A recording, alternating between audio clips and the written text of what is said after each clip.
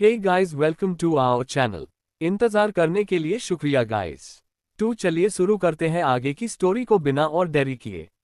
So let's start. क्या आप अंधी हैं? अजनबी लड़की। अब आगे। कल्याणी हॉस्पिटल, मुंबई। लगभग 1 घंटे बाद राधिका जी कियारा के वार्ड में आए। वो कुछ हल्का खाना लेकर आई थी। राजेंद्र जी कुछ ऑफिस के काम से अर्जेंटली गए हुए थे। वही राधिका जी के साथ कामिनी भी थी। तभी वो लोग जैसे ही कियारा के पास पहुंचे उन्होंने देखा कियारा का पूरा चेहरा पसीने से लथपथ है। उसकी बॉडी लगभग कांप रही थी। वो अपने हाथ पैर पटक रही थी।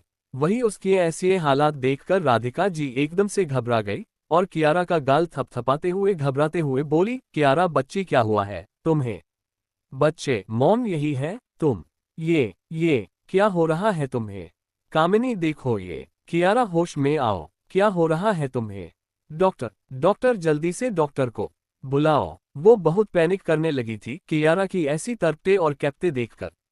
कामिनी भी उसकी हालत देखकर डर गई और तुरंत डॉक्टर को बुलाने भागी। राधिका जी अब भी कियारा को उठाने और होश में लाने की पूरी कोशिश कर रही थी और लगातार रोए जा रही थी। तभी अचानक से कियारा ने झटका से अपनी आंखें खोली और लगभग रोते और चिल्लाते हुए कहा, मुझे बहुत दर्द हो रहा है। मेरा दम घुट रहा है, प्लीज कुछ कीजिए मॉम। मॉम, ऐसा लग रहा है जैसे चिटिया चल रही है मेरी बॉडी पर। प्लीज हटाइए इसे, उसने लगभग चिल्लाते हुए कहा। वही राधिका जी लगातार उनके सर को सहला रही थी और रोए जा रही थी, जिससे कियारा को अब फ्रस्ट्रेशन फील हो रहा था और उनके इस तरीके से रोने से उसे बहुत गुस्सा आ रहा था। ऊपर से उसे ऐसा लग रहा था जैसे हजारों की संख्या में कोई उसे किले चुभ हो रहा है। उसने चिल्लाते हुए कहा, अरे कुछ कीजिए ना, जब देखो रोते क्यों रहती हैं आप? आपको दिख नहीं रहा है मैं किस हाल में हूँ? क्या आप अंधी हो गई है? हाँ, दूर रहो मुझसे। वो लगातार राधिका जी पर चिल्ला रही थी। अब उससे बिल्कुल होश नहीं रहा था कि वो क्या और किस टोन में राधिका जी के सामने बात कर रही है। वही राधिका जी एकदम सुन्न हो गई थी। उसकी आंखें अविश्वास से बड़ी हो गई। उसकी ये बात सुनकर उसकी मासूम बेटी कियारा ने कभी उससे ऐसे और इस टोन में बदतमीजी से बात नहीं की थी, जिस तरीके से अभी वो बात कर रही थी, नहीं बल्कि तो चिल्ला रही थी। वो पहले वाली कियारा लग ही नहीं रही थी जिसे उसने पला है। राधिका जी फिर से उसके करीब जाने की कोशिश की, तभी एकदम से इसी बीच कियारा ने बिना ध्यान दिया उसने झटके से राधिका जी को धक्का दे दिया, बहुत जोर से, जिससे वो कुछ दूर जाकर गिरी और उनका सर जोर से टेबल के साइड वाले हिस्से से टकरा गया और इसी के साथ उनकी चीख निकल गई। अब जाकर कियारा को होश आया कि उसने अपनी तकलीफ में क्या दिया है, लेकिन फिलहाल उसे अपनी तकलीफ ज्यादा बड़ी लग रही थी। तभी एकदम से उसके शरीर में जैसे दर्द किए एक लहर दौड़ गई, जैसे उसका शरीर अंदर से जल रहा हो, और इसी के साथ उसकी चीख निकल गई और वो जोर जोर से रोने लगी। ये बर्दाश्त के बाहर था। तभी वार्ड का दरवाजा झटके से खुला और नर्स और डॉक्टर के साथ कामिनी अंदर आए और कियारा के ऐसे हालात देख के सब घबरा गए थे। वो चीजें एक हाथ से ही इधर उधर फेंक रही थी, बिल्कुल एक पागल की तर्ज। तभी राधिका जी के कराहने की आवाज आई तो सबका ध्यान उस तरफ गया। कामिनी जी तुरंत उनके पास पहुंचे और उन्हें संभलते हुए सहारा देकर उठाया। भाभी, ये सब कैसे हुआ और कियारा इतना इस तरह का बर्ताव क्यों कर रही है? ये क्या हो गया है उससे? राधिका जी तो खुद सदमे में थी। वो क्या ही बोलती कि ये क्या हुआ, जब कियारा उस पर चिल्ला रही थी और जब उसने उसे धक्का दिया तो राधिका जी के दिल में अजीब सी टीस उठी। वो नहीं समझ पा रही थी फिलहाल ऐसा क्यों और क्या हुआ। वो कुछ नहीं बोली, बस उनकी आंखों से लगातार आंसू बहने लगे। वही सभी डॉक्टर और नर्स कियारा के पास जाने की कोशिश कर रहे थे, लेकिन वो बिल्कुल पागलों की तरह रिएक्ट कर रही थी और चीजें फेंक रही थी, जिससे सभी डर गए थे। पर हिम्मत करके जल्दी से कियारा को पकड़ा और नर्स ने तुरंत उसे एक बेहोशी का इंजेक्शन लगा दिया, जिसे देखते ही देखते कुछ देर में ही कियारा बेहोश हो गई। तब जाकर सबने चैन किए सांस ली। कामिनी ने चिंता भरी आवाज में डॉक्टर से पूछा, ये कियारा ऐसे क्यों कर रही थी डॉक्टर? क्या उसे इतना ज्यादा दर्द हो रहा था? डॉक्टर को भी कुछ समझ नहीं आया कि ये इतना दर्द जिसमें लोग पागलपन करने लगे, ये थोड़ा स्ट्रेंज था। उन्होंने बस इतना कहा कि हो सकता है कि वो दर्द बर्दाश्त नहीं कर पाए, लेकिन उनकी बातें और चेहरे के भाव मेल नहीं खा रही थी। उन्होंने राधिका जी के चोट को देखकर नर्स को कुछ इशारा किया और वार्ड से बाहर चले गए। अंडिस को कुछ देर बाद राजेंद्र जी भी अब तक आ गए थे। उन्हें भी सब कुछ पता चल चुका था कि कियारा ने किस तरह रिएक्ट किया, लेकिन राधिका जी ने उन्हें कियारा के बिहेवियर के बारे में कुछ नहीं बताया। उन्हें लगा शायद वही कुछ ज्यादा सोच रही है। राजेंद्र जी ने जब उसके चोट के बारे में पूछा तो उन्होंने साफ झूठ कह दिया कि उन्हें धक्का लग गया था और वो गिर गई, जिससे राजेंद्र जी थोड़ा परेशान हो गए। वो अपनी पत्नी से बहुत प्यार करते थे। तभी एक नर्स ने आते हुए कहा, अपोलो पेशेंट से मिल सकते हैं, उन्हें होश आ रहा है। वही वार्ड के अंदर धीरे धीरे कियारा ने अपनी आंखें खोली। उसकी आंखों के सामने हल्का धुंधलापन था। तभी उसे राजेंद्र जी की आवाज सुनाई दी, आप कसिए हो प्रिंसेस, ठीक लग रहा है ना, दर्द तो नहीं हो रहा ना? वो बारे आराम से पूछ रहे थे। कियारा का ध्यान अब राजेंद्र जी फिर राधिका जी पर गया। वही डॉक्टर भी मौजूद थे। कियारा ने सबको देखते हुए फिर से वही अपने पुरानी वाली अपनी आवाज में मासूमियत घोलते हुए धीरे से कहा, मैं बिल्कुल ठीक हूँ, मुझे कहीं दर्द नहीं हो रहा है। जिससे सबने राहत की सांस ली। वही उसका जवाब सुन डॉक्टर के एक्सप्रेशन अजीब हो गए, क्योंकि जिस तरीके से कियारा ने रिएक्ट किया था उस समय और अब जैसे वो रिएक्ट कर रही है बिल्कुल ऑपोजिट है और वियर्ड भी। उसकी हालत देख डॉक्टर ने दोबारा रिपोर्ट और टेस्टा किए थे, लेकिन रिजल्ट में सब कुछ नॉर्मल था। वही डॉक्टर के बगल में जो नर्स थी उसने धीमे से डॉक्टर से कहा, सर मैं कहना तो नहीं चाहती हूँ पर ये लड़की बहुत अजीब और दो चेहरे वाली लड़की लगती है। फिर डरते हुए धीमे से कहा, सर कहीं इसके अंदर कोई पैरानॉर्मल एक्टिविटी तो नहीं हो रही है, कोई आत्मा का साया वगैरह, क्योंकि ये कहीं से नॉर्मल तो बिल्कुल नहीं लगती है मुझे। डॉक्टर ने घूरकर उस नर्स को देखा तो वो तुरंत चुप हो गई। लेकिन वही डॉक्टर के चेहरे पर हल्की घबराहट आ गई, जो वो सोचना तो नहीं चाहते थे क्योंकि ये उनके प्रोफेशन के खिलाफ था। लेकिन कहीं सच में ये लड़की के अंदर कहीं ऐसा वैसा कुछ। इतना सोचकर ही उसने तुरंत अपना दिमाग झटका। लगता है नर्स की बातें सुन मेरा दिमाग खराब हो गया है। मैं डॉक्टर हूँ डॉक्टर। उसने मन ही मन खुद को समझाया और एक जबरदस्ती किए मुस्कुराहट के साथ कियारा का चेकअप किया और एक पोलाइट स्माइल के साथ राजेंद्र जी के तरफ मुड़ते हुए कहा, मिस्टर राठौर अब ये बिल्कुल ठीक है, आप इन्हें घर लेकर जा सकते हैं। कहकर वो जल्द से जल्द यहाँ से खिसक लिए। पता नहीं ये पागल लड़की कहीं फिर से उस पर सामान ना फेंकने लगे। वही राजेंद्र जी को डॉक्टर का बिहेवियर कुछ अजीब तो लगा, पर उन्होंने ज्यादा ध्यान नहीं दिया और कियारा के सर पर हाथ फेरते हुए कहा, प्रिंसेस डैड अब आपको घर लेकर चलेंगे, ठीक है, थोड़ा इंतजार करिए, मैं अभी आया। वही कियारा ने मुस्कुराते हुए सर हिला दिया, लेकिन उसको दिमाग कहीं और ही घूम रहा था। उसे समझ नहीं आ रहा था कि ये वो इतना भयानक दर्द कैसा था उसका पूरे बॉडी में, क्योंकि वो दर्द सच में बर्दाश्त के बाहर था और अब उसे लग ही नहीं रहा था कि उसे कुछ हुआ भी है। वो बिल्कुल ठीक थी, लेकिन तभी उसे ध्यान आया कि उसने राधिका जी से सामने अपना रियल चेहरा दिखा दिया था। वो उसके इमेज के लिए ठीक नहीं था। कहीं राधिका जी उसे प्यार करना कम न कर दे और उसकी जगह उस मनहूस अनामिका को न दे दे। वही अनामिका का ख्याल भार से वो कांप गई। उसे एकदम से उसका खौफनाक चेहरा याद आ गया, जब उसने राधिका जी से सिर्फ माफी मंगवाने के लिए उस पर कितने बेदर्दी से बिना कोई रहम किए उसका हाथ मरोड़ा था, जैसे वो कोई सामान हो। उसने बहुत गुस्सा आ रहा था और मन में नफरत और बदले की आग जलने लगी। वो अब जल्द से जल्द अनामिका से अपनी एक एक इंसल्ट का बदला चुन चुन कर लेना चाहती थी। हल्की घर जाने में उसे थोड़ी घबराहट हो रही थी, लेकिन फिर भी वो अनामिका को ऐसे खुलेआम घर में रहने नहीं दे सकती थे, ये उसके लिए नुकसानदायक था। उसने तुरंत सामने देखा जहां राधिका जी उसकी चिंता कर रही थी। वार्ड में वही थी कामिनी को एक कॉल आ गया था, जिसे अटेंड करने वो बाहर चली गई। वही कियारा ने एकदम से उसने अपने एक्सप्रेशन चेंज किए और रोते हुए कहा, मॉम आई एम सॉरी, ये चोट आपको मेरी वजह से लगी ना, मैं बहुत बुरी बेटी हूँ। आई एम सॉरी मोम, पता नहीं मुझे इतने दर्द में क्या हो गया था, मैं ये पाप कर बैठी, प्लीज मुझे माफ कर दो मोम। कहकर अपने मगरमच्छ जैसे आंसू बहाने लगी। वही उसे रोता देख राधिका जी का दिल पिघल गया। वो तुरंत उसे गले लगाकर उसे कंसोल करने लगी, लेकिन कहीं न कहीं एक अजीब सी कसक उनके दिल में घर कर गई थी। वही उसके गले लगते ही कियारा के एक्सप्रेशन एकदम से बदल गए और एक तेजी मुस्कुराहट उसके चेहरे पर आ गए। वही दूसरे तरफ अनामिका आराम से चेयर पर लीन होकर हॉस्पिटल में चल रहे सारी चीजें गौर से सामने लगी स्क्रीन पर देख रहे थे। कियारा के तड़पने से लेकर उसके शातिर एक्सप्रेशन तक सब कुछ। तभी वहां खरा शेरा और उसके साथ एक टॉम बॉय टाइप की लड़की खड़ी थी। उसके चेहरे पर अजीब से एक्सप्रेशन थे, जैसे कोई बेकार सा इमोशनल शो देख रही हो। वो भी लगभग 17-18 साल के थे। छोटा सा चेहरा जो थोड़ा सांवला था लेकिन प्यारा था, कंधे तक के बाल, लेफ्ट आईब्राउ पर एक कट, और गले में लंबी सी चैन, ब्लैक शर्ट विद जैकेट और रिप्ड जीन्स में एकदम कतिलाना वाली वाइब दे रही थी।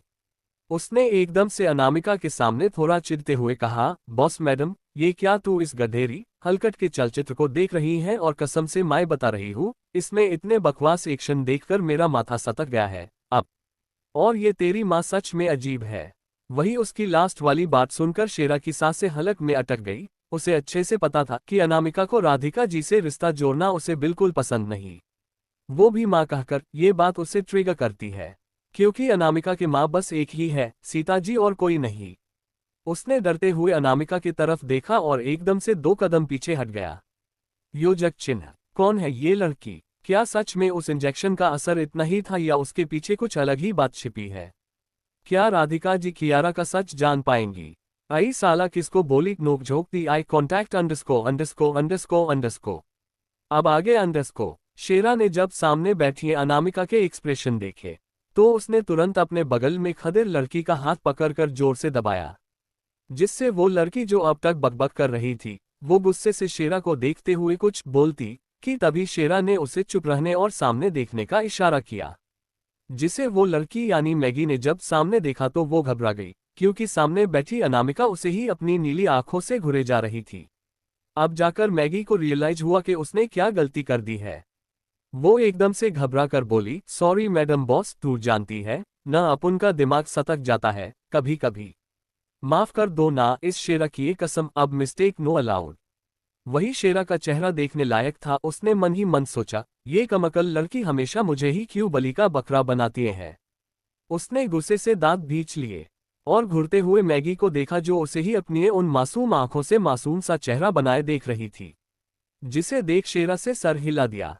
मैगी अनामिका के ही एक टीम की मेंबर थे। वो उसकी सीक्रेट स्पाई का काम करती थे। देख के बिल्कुल नहीं लगता था कि वो एक स्पाई भी हो सकती है, लेकिन उसके काम ऐसे ऐसे थे जिसका जवाब नहीं। ट्विलाइट एंटरटेनमेंट कंपनी के बारे में उसने ही अर्जुन को खबर दी थी, या कह सकते हैं यही उसका काम था।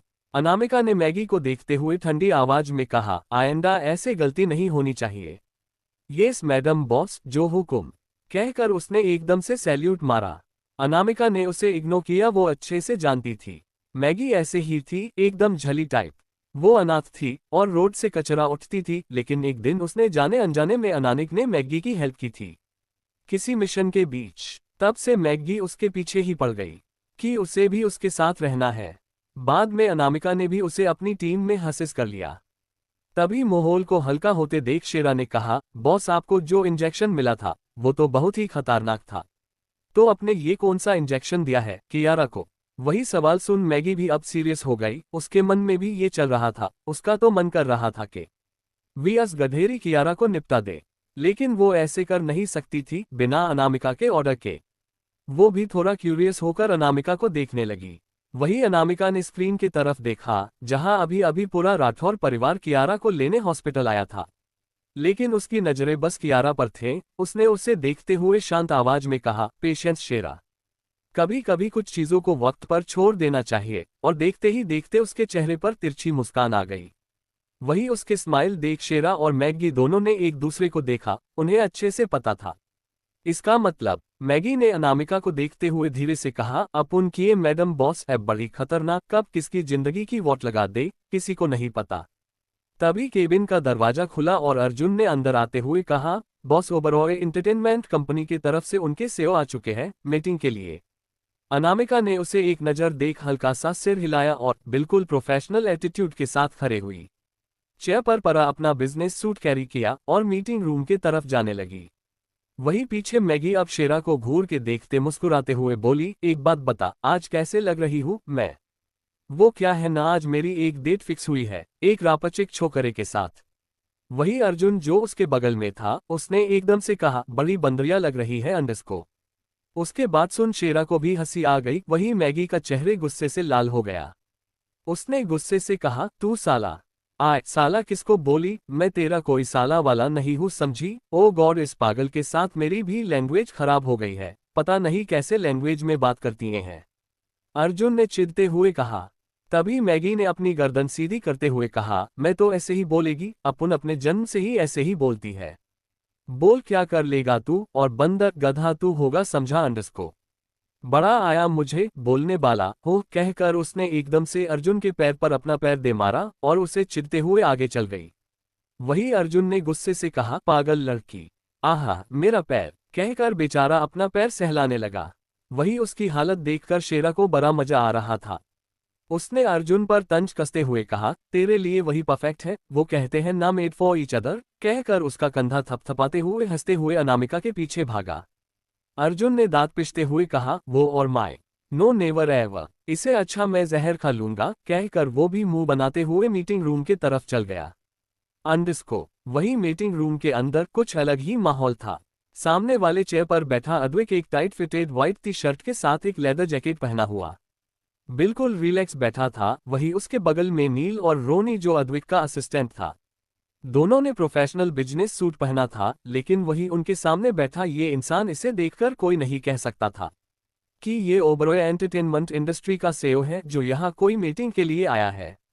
नील और रोनी दोनों परेशान होकर अद्वैक को देख रहे थे और उसे कब से समझा रहे थे। नील ने थोड़े चिढ़े हुए आवाज में कहा, एडविक, मैंने कहा था ना एटलीस्ट ब्लेजर तो पहन लेते।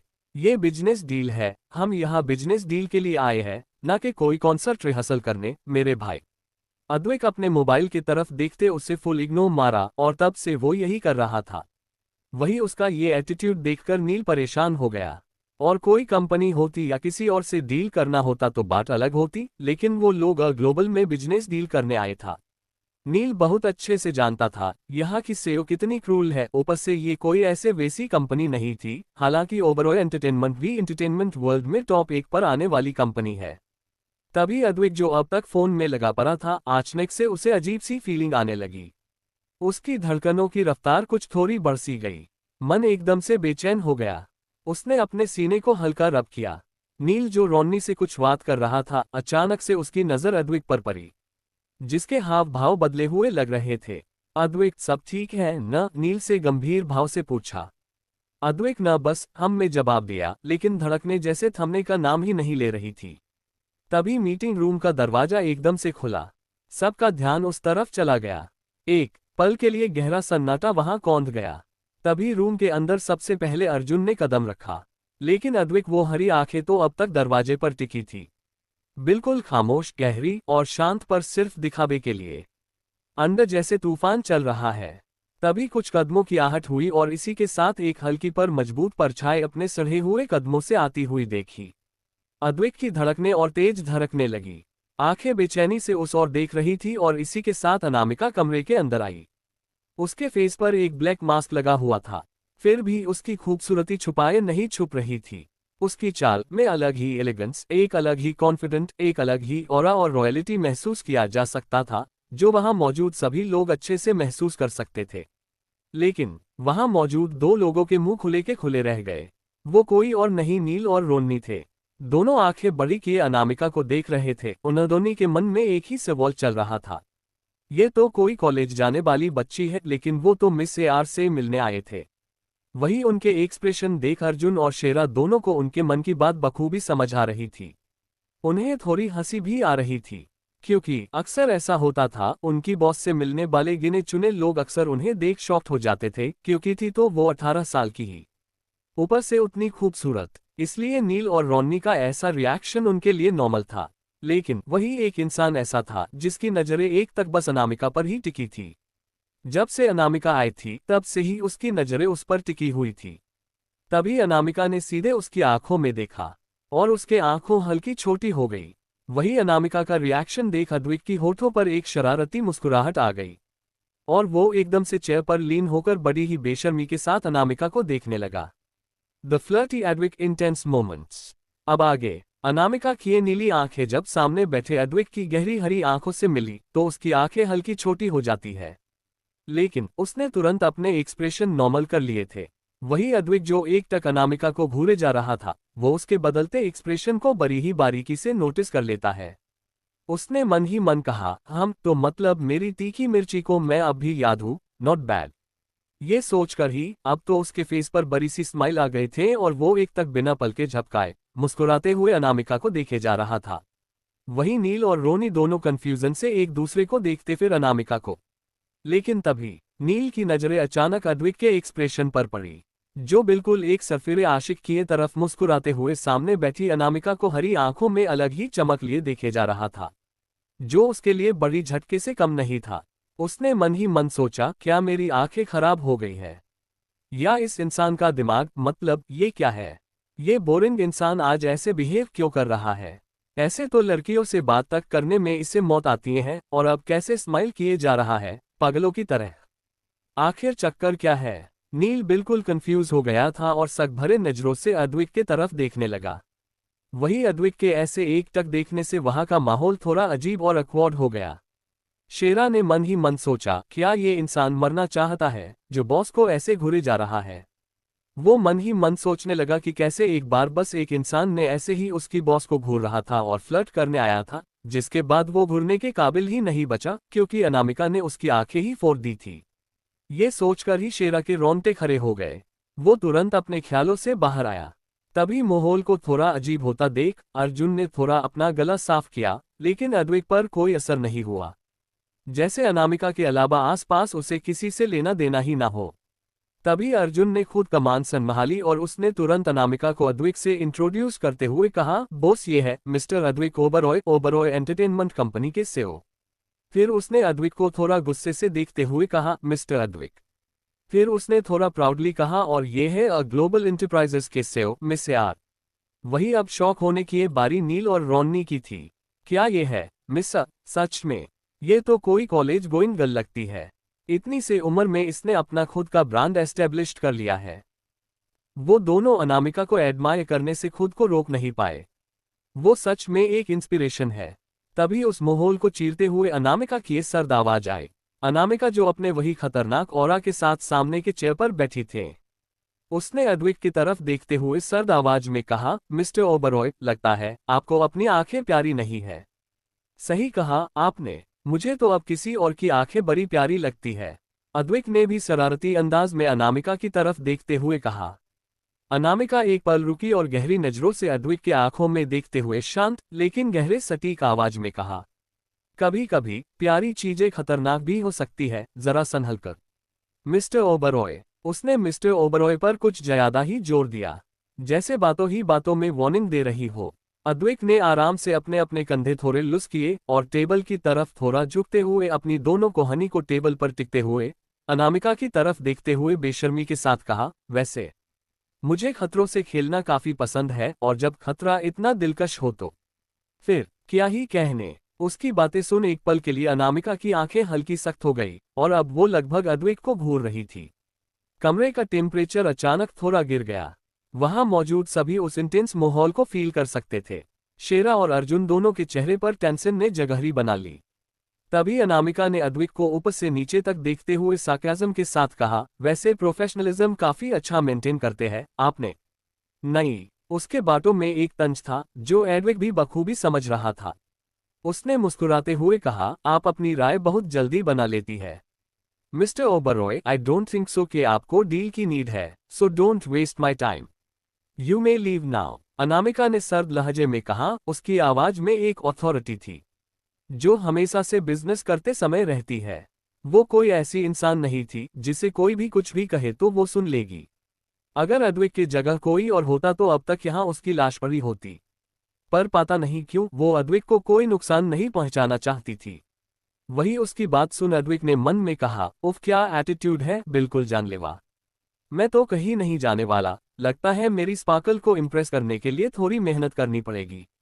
उसने मुस्कुराते हुए कहा, अच्छा अच्छा ठीक है, चलिए तो थोड़ा प्रोफेशनल हो जाता हूं मैं। फिर उसने अपनी पिठ सीधी की और बिल्कुल प्रोफेशनल टोन में जो इवेंट वो लोग साथ में ऑर्गेनाइज करने वाले थे उसके बारे में डिस्कस करने लगा। वही उसके सडनली बिहेवियर चेंज को देखकर सभी का मुंह खुला का खुला रह गया। अद्विक के बोलने का तरीके, उसका कॉन्फिडेंस, सब कुछ बिल्कुल एक नंबर एक बिजनेसमैन की तरह कवट हो गया।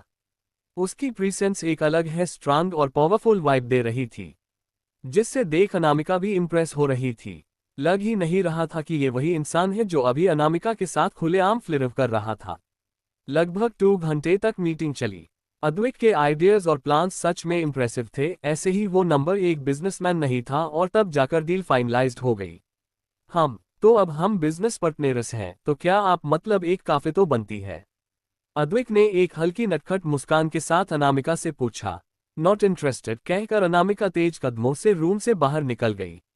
उसे थोड़ा अजीब लग रहा था। पूरी मीटिंग के दौरान अद्विक की नजरें सिर्फ उस पर थी, और जिस तरफ की शिद्दत भरी नजरों से वो उसे देख रहा था, जो उसके बर्दाश्त के बाहर था। वो थोड़ा फ्रस्ट्रेटेड फील कर रही थी। वो सीधे कदमों से लिफ्ट के अंदर चली गई। अभी लिफ्ट बंद होने ही वाली थी कि तभी किसी के पैर बीच में आ गए। लिफ्ट दोबारा खुला और अद्विक एक झटके से अंदर आया और लिफ्ट बंद हो गई। अद्विक ने बिना कुछ कहे अनामिका के करीब आ गया, बेहद करीब, और एक झटके से अनामिका की पतली नाजुक सी कमर को दबोच लिया। अनामिका एकदम से चौंक गई। ये उसके लिए बिल्कुल अनएक्सपेक्टेड था। उसका हाथ अनायास ही एकदम से अद्विक के मजबूत सीने पर चला गया। तभी अद्विक ने गहरी आवाज में उसकी गहरी नीली आंखों में देखते हुए उसके कानों के पास फुसफुसते हुए कहा, एक हक के साथ इग्नोर कर रही हो मुझे स्पार्कल। हम उसकी गर्म सांसें किसी आग की तरह सीधा अनामिका के कान और गर्दन के पास पड़ रही थी। एक पल के लिए उसके कान हल्के लाल पड़ गए। बोलो ना, अद्विक ने उसके बालों में हल्का सा अपना चेहरा छुपाते हुए कहा। उसकी आवाज बिल्कुल हल्की, गहरी और सरगोशी से भरी थी, जैसे वो किसी नशे में धुत हो। उसके हाथ अनामिका की पतली नाजुक सी कमर में कसे हुए थे। उस खामोशी में बस उसकी गहरी सांसों की आवाज सुनाई दे रही थी। तभी अनामिका जैसे अपने होश में आई और गुस्से से अद्विक को खुद से दूर धक्का दे दिया, जिससे अद्विक हल्का पीछे हुआ। तभी अनामिका ने गुस्से से कहा, how dare you to touch me mister Oberoi, और कौन स्पार्कल, हाँ आर यू मैड। उसने लगभग चिल्लाते हुए अपनी लाल गुस्से भरी आंखों से अद्विक को देखा। अद्विक जो उसके धक्का देने पर भी शांत था, लेकिन तभी वो तेजी से अनामिका की तरफ आया और एक झटके से फिर से उसे अपनी बाहों में भर लिया और हल्की धीमी आवाज में सार्कास्टिकली कहा, really sparkle, do you really think कि तुम ये मास्क पहनकर मेरे सामने आओगी और मैं तुम्हें पहचान नहीं पाऊंगा? तुम अगर करोड़ों की भीड़ में भी खड़ी रही तो भी मैं तुम्हें तुम्हारी खुशबू से पहचान सकता हूँ। ये कहते वक्त उसकी आंखों में एक गहराई थी। वही उसकी इतनी गहरी बात सुन अनामिका एक तक उसकी आंखों में देखने लगी, जहां उसे एक सच्चाई दिख रही थी जिसे वो बिल्कुल देखना नहीं चाहती थी, ना कुछ जानना या मानना चाहती थी। Are you mad what mister rockstar? हाँ, स्टे अवे फ्रॉम मी। उसने अद्विक को गुस्से से दूर धकेलना चाहा। वही उसके मुंह से अपने लिए वही मिस्टर रॉकस्टार सुनकर अद्विक के चेहरे पर गहरी मुस्कुराहट आ गई। लेकिन अनामिका उसे अब अद्विक की करीबी बर्दाश्त नहीं हो रही थी। उसकी आंखें सुर्ख लाल हो गई थी। लेकिन तभी अद्विक ने कुछ ऐसा किया जिससे अनामिका एक पल के लिए वो सुन्न रह गई। अंडरस्को, आखिर क्यों अद्विक की करीबी अनामिका को अफेक्ट कर रही है? तुम मेरी इबादत हो। अब आगे। अनामिका और अद्विक एक दूसरे के बेहद करीब थे। अद्विक की गर्म सांसें अंडरस्को सीधे अनामिका के कानों के पास किसी पिघले हुए शीशे की तरह पर रही थी। अद्विक अब भी अनामिका पर पूरी तरह से झुका हुआ था। तभी अचानक से अद्विक ने एकदम से अनामिका के कानों के किनारे पर हल्के से अपने होठों से छुआ, जैसे उस पर अपने शिद्दत की मोहर लगा रहा हो। वही अनामिका अपनी जगह पर जम सी गई। वो उसका सेंसिटिव हिस्सा था, जहां अभी अभी अद्विक ने अपनी हरकत की थी। वही अद्विक बस आंखें बंद किए उस एक लम्हे में जैसे खोसा गया। तभी एकदम से बिप की आवाज के साथ लिफ्ट रुकी। अनामिका ने एकदम से जैसे अपने होश में आए और अद्विक अंडरस्को को अब भी अपने ऊपर झुका देख उसकी आंखें एकदम से डार्क हो गई। उसने बिना एक पल गवाए अद्विक को बहुत जोर से धक्का दिया। इस बार अद्विक लड़खड़ाते हुए दीवार से जा लगा। वो एकदम से होश में आया और सामने अनामिका को देखा बिना किसी भाव के बस उसे घूर रही थी। वो एकदम से उसके ठीक करीब आए और बिल्कुल ठंडे भाव से कहा, आइंदा अपनी हद पार करने की कोशिश भी मत करना। मैं कोई खिलौना नहीं हूं जो कोई भी आएगा और खेलने की कोशिश करेगा। मैं वो आग हूं जो जलाना बेहद अच्छे से जानती है। इसलिए मुझसे खेलने की कोशिश कहीं आपके लिए मुसीबत नहीं बन जाए, वरना अपनी मौत के जिम्मेदार आप खुद होंगे। Mister Oberoi, mark my words. इस बार उसकी आवाज में एक अलग ही ठंडक थी। वो अब बिल्कुल वही अनामिका लग रही थी, बेरहम, ठंडी और बिना किसी इमोशन की। अंडरस्को। वो अब सीधे लिफ्ट से बाहर जाने लगी। तभी अद्विक की बात सुन उसके कदम अपनी जगह ठहर गए। एक बात मेरी भी सुन लो माय स्पार्कल। अंडरस्को बेशक आग जलने में माहिर है, लेकिन वो भी पानी के सामने शांत पड़ जाता है। अद्विक बिल्कुल बस 10 कदम की दूरी पर रुक गया। अब अनामिका की पीठ ठीक उसके सामने थी। उसने हल्की मुस्कुराहट के साथ कहा, और रही बात खेलने की तो तुम मेरे लिए कोई खेल नहीं हो। तुम मेरे लिए मेरी इबादत बन गई हो, और अद्वैक ओबरॉय अपनी इबादत को शिद्दत बनाना बखूबी जानता है। अनामिका ने हल्के से अपनी गर्दन टेढ़ी करते हुए उसे देखा। और रही बात तुम्हारा पीछे न आने की तो अद्वैक ने बिल्कुल बेशर्म और जिद्दी इंसान की तरह कहा, वो तुम भूल जाओ स्पार्कल, मैं तो तुम्हारा पीछा अपनी आखिरी सांस तक नहीं छोड़ने वाला, अंडरस्कोर चाहे जो हो जाए। अनामिका ने गहरी नजरों उसकी आंखों में देखा। वो बस अपनी खाली आंखों से उसे देखती रही और एकदम से उसके चेहरे पर एक तेज मुस्कुराहट आ गई। उसने वैसे ही कहा, देखते हैं। अद्वैक ने मुस्कुराते हुए कहा, देख लेना। अनामिका ने उसे इग्नोर किया और सीधे अपनी कार की तरफ बढ़ा गई। वही अद्वैक बस उसे जाते हुई तब तक देखता रहा जब तक वो उसकी आंखों से ओझल न हो गई हो। तभी पीछे से नील और रोनी दोनों वहां पहुंच गए। नील ने आते ही तुरंत अद्वैक के बगल में खड़े होकर उसके कंधे पर हाथ रखकर कहा, भाई, जिसे तू निहार रहा है वो चली भी गई। अद्वैक ने उसकी तरफ मुड़कर कहा, हो गया तेरा, कहकर वो अपनी कार में बैठ गया। तभी नील ने एकदम से कहा, तो मिस्टर ओबरॉय, जरा हमें भी बताने का कास्ट करेंगे जनाब, कि आखिर चल क्या रहा है। तुम को कैसे जानता है? नील ने थोड़ा सीरियस होकर कहा, तू नहीं जानता वो कितनी खतरनाक है, जरा समहला आदि। वो आम लड़कियों की तरह नहीं है, बल्कि चलता फिरता खतरा है। नील ने अनामिका के बारे में बहुत सी चीजें सर्च की हुई थी, और वो अच्छे से जानता था कि वो कितनी खतरनाक है। बिजनेस वर्ल्ड में बहुत सारे चर्चे सुने थे उसने। वो बस अद्वैक को वार्न करना चाहता था, लेकिन अगर वो सीरियस है तो दोस्त होने के नाते वो उसका पूरा साथ देगा। तभी अद्वैक ने कार के बाहर पीछे छूटत रास्ते को देखते हुए धीमे से कहा, वो सबसे अलग है अंडरस्को, इसलिए तो मुझे पसंद है। कहकर अपने और अनामिका के उन पलों को याद कर मुस्कुराने लगा। अंडरस्को। वही दूसरी तरफ राठौर कॉर्पोरेशन। मुझे कुछ नहीं जानना, तुम कैसे करोगे? मुझे उसके बारे में सारी डिटेल्स चाहिए। वो कहाँ थी अब तक? सब कुछ। राघव जो कियारा को घर पर देखकर सीधा अपने ऑफिस आ गया था। उसे कियारा की ऐसी हालत बर्दाश्त नहीं हो पा रही थी। उसने उसे अपनी हाथों से पाला था। भले ही अनामिका उसकी रियल सिस्टर थी, लेकिन फिर भी वो कियारा पर अपनी जान चिरकता था। लेकिन अनामिका के आने के बाद जो उसकी हालत थी, 2 दिनों से उससे देखा नहीं जा रहा था। इसलिए उसने ऑफिस आते ही अपने असिस्टेंट को अनामिका के बारे में सब कुछ पता करने का काम दिया था। लेकिन ताज्जुब की बात यह थी कि वो कुछ भी पता नहीं कर पा रहा था, क्योंकि अनामिका की इंफॉर्मेशन हाइड करके रखी गई थी, जिससे वो उसकी पास्ट लाइफ के बारे में कुछ भी पता नहीं लगा पा रहा था। और गुस्से से अपने असिस्टेंट पर चिल्ला रहा था। राघव ने अब वरुण की तरफ देखते हुए गंभीर आवाज में कहा, मैंने जो बोला था वो किया है तुमने न? सर, क्या आप सच में ये करना चाहते हैं? मतलब वो है तो आपकी बहन ही। Shut up, just shut up, Raghav ने लगभग चीखते हुए कहा। उसे नफरत हो गई थी अनामिका से जब से उसने उसे और सबको इतनी बुरी तरह बेइज्जत किया था। Don't call her my sister, क्योंकि मेरी एक ही बहन है, Kiara Rathore. Got it? Yes sir, Varun ने मन ही मन कहा। कैसा इंसान है सर आप? अपनी खुद की बहन के साथ ऐसा कोई करता है? लेकिन बॉस है तो बात तो माननी पड़ेगी। कहकर वो डरते हुए तुरंत कैबिन से बाहर चला गया। वही उसके जाने के बाद राघव ने सख्त आवाज में आंखों में नफरत लिए कहा, अब तुम्हें पता चलेगा कि दर्द क्या होता है। तुमने मुझे ये करने पर मजबूर कर दिया है। कहकर सामने देखने लगा। अंडरस्को। वही दूसरी तरफ न्यूयॉर्क। एक बड़ी सी बिल्डिंग में एक शख्स रोब से अपनी चेयर पर बैठा ऑफिस के वक्त में लगा हुआ था। उसका पूरा फोकस सिर्फ अपने काम पर था। देखने में हद से ज्यादा हैंडसम था, गहरी काली आंखें जो सामने लैपटॉप पर गड़ी हुई थी। तभी दरवाजे पर हल्की दस्तक हुई। उस शख्स ने सख्त आवाज में कहा, कम इन। तभी कैबिन का दरवाजा खुला और एक हॉट लड़की अपनी हिल्की टीक टीक की आवाज के साथ सीधे अंदर आई। उसकी नजरें सीधे सामने चेयर पर बैठे शख्स पर पड़ी।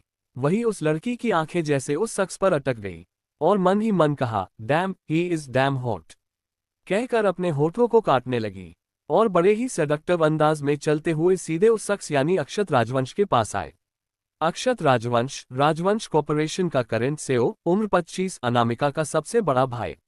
अपने शार्प माइंड और बिजनेस स्किल्स के कारण और अपने एरोगेंट और नेचर के कारण ये बहुत फेमस है।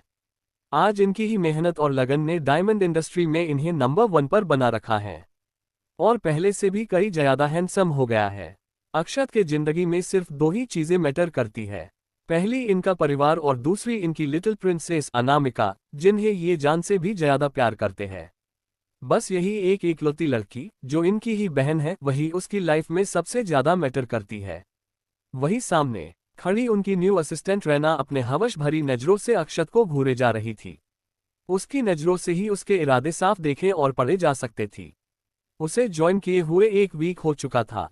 तब से ही उसने बहुत कोशिश की थी अक्षत के करीब जाने की, लेकिन वो ऐसा कर नहीं पाए। लेकिन आज वो अपने घिनौने इरादे को पूरा करने की ठान कर आई थी।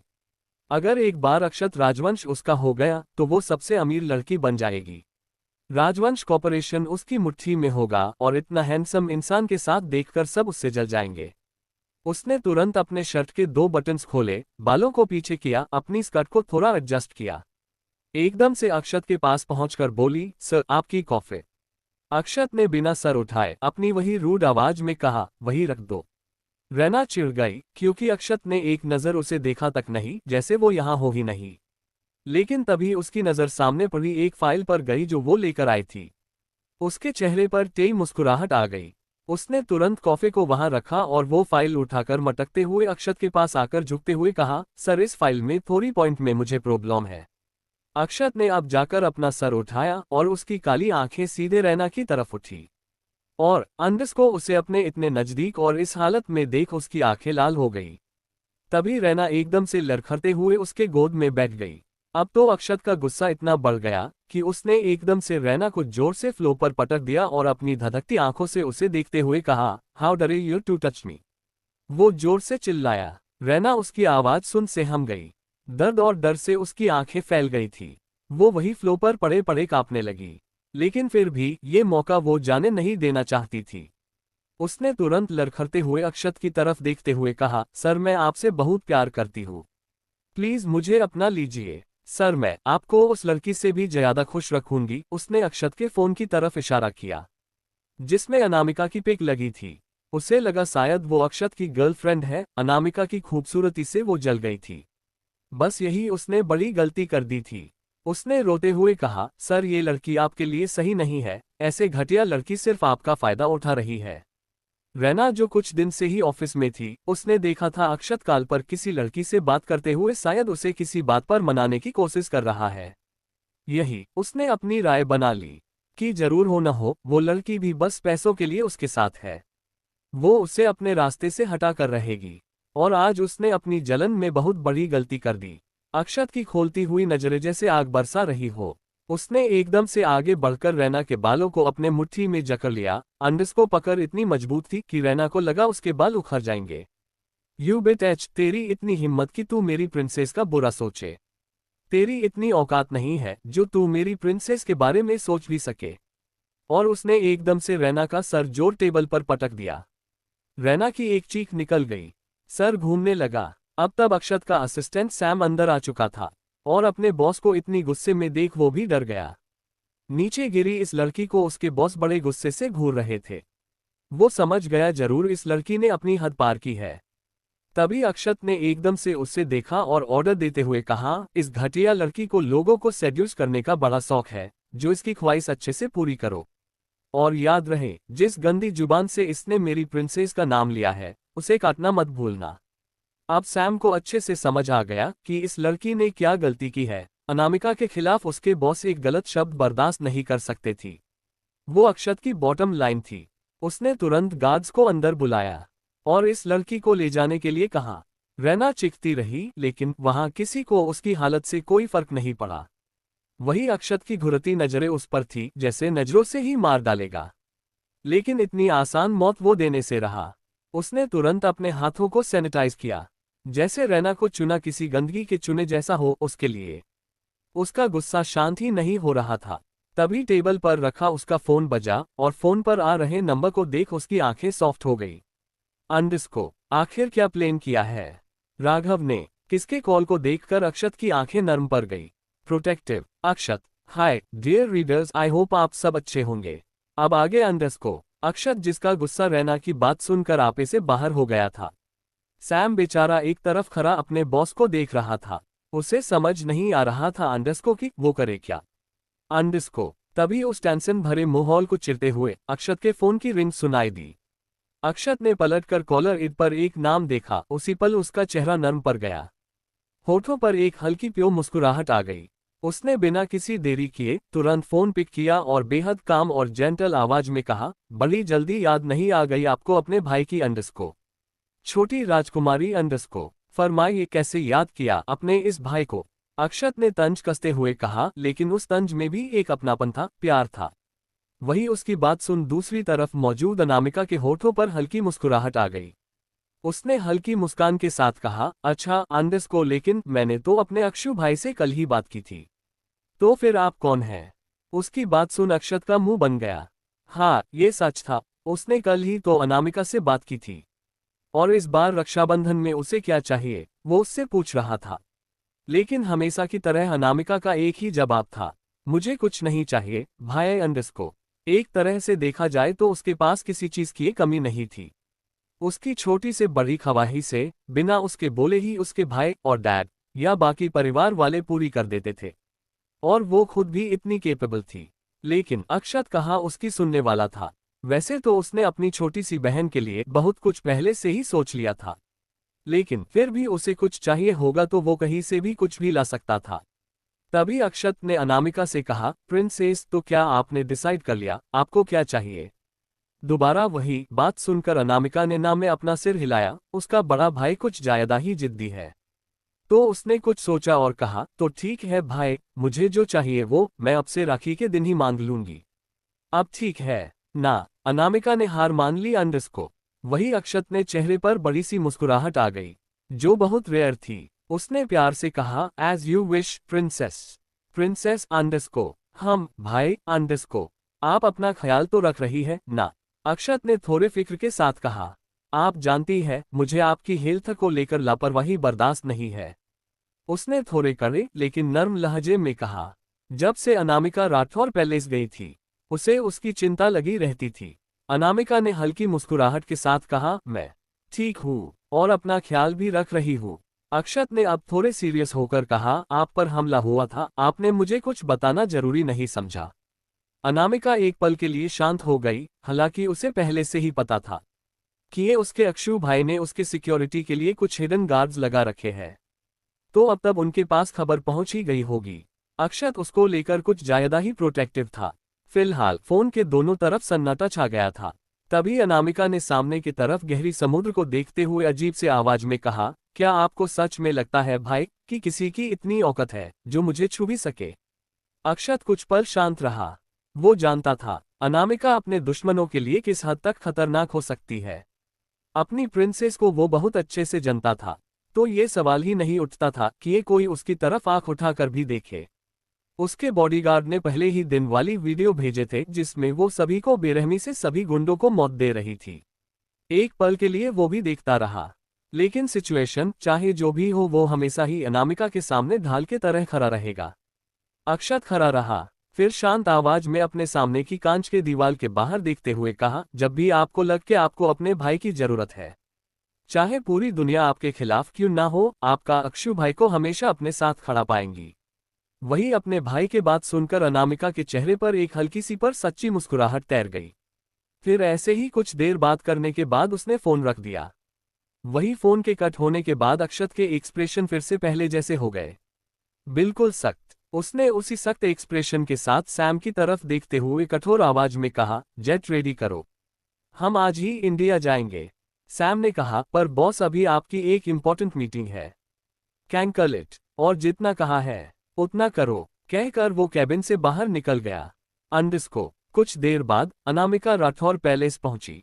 उसने अपनी कार पार्क की और सीधा अंदर चली गई। हॉल में कोई मौजूद नहीं था। वो सीधा अपने रूम की तरफ चली गई।